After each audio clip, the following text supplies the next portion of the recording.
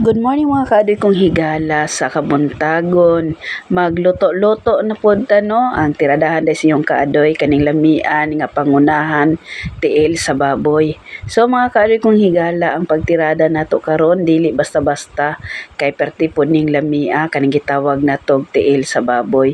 Ako sa tong gipabukalan mga kaadoy kong higala kay grabe jud kagahi no kay gikan pa to sa freezer. So nagpalit pud ko kaning gitawag natog sweet corn nga mais. Ato ning isagol dito mga kaadoy kong higala kay lami pud nino sa ato ang recipe karong orasa o karong takna. Ako ra nang gigagmay-gagmay dira para maapod pud mi diring dapitan no. Kaning sweet corn nga perti pong labasa o perti pong lamia. Grabe pud ka presko ni atong sweet corn mga kaadoy kong higala. Giubanan po nato kaning gitawag natong karlang nga perti ra pod ning gamaya. Kay kaning karlang pangpalapot ra man jud ni mga kaadoy kong higala. Mo ning perfect combination kaning gitawag natong mais ug karlang.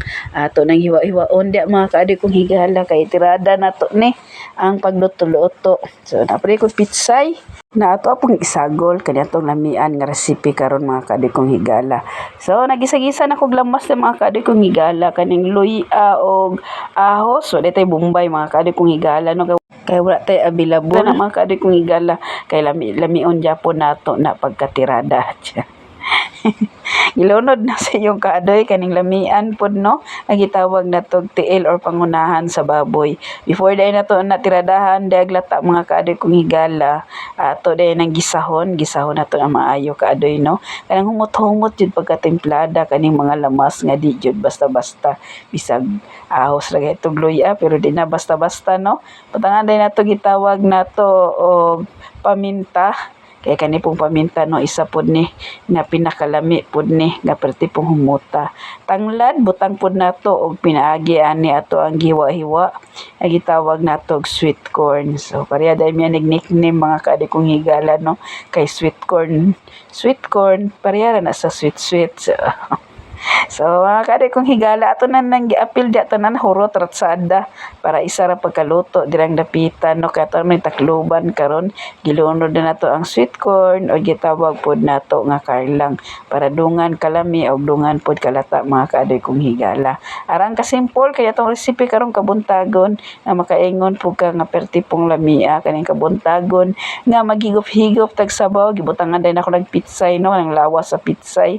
Ako na po nang giapil og lunod di mga kaadoy kong higala kay medyo gahi-gahi ra pod ni no. Ani mo tirada ang iyong kaadoy nga perti na jud ning lamia butang atog asin ug bitsin. Simple lang kayo ato ang mga lamas di mga kaadoy kong higala.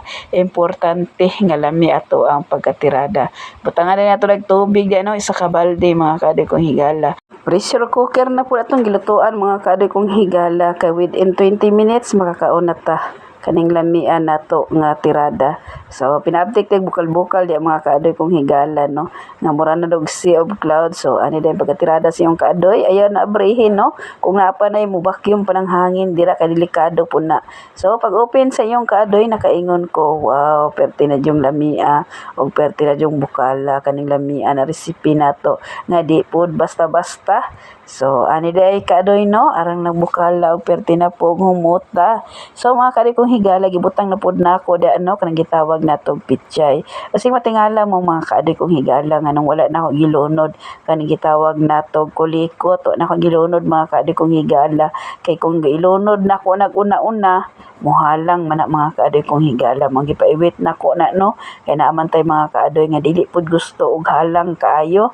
So kayo nato ni mga kaadoy kong higala kay mukaon na ta karong orasa ug karong taknaa sama sa kung giingon ayaw mo katingala ang iyong kaadoy always gabirada kaning luto nga gitawag natog inato. So birada na tag pamahaw mga kaadoy kong higala.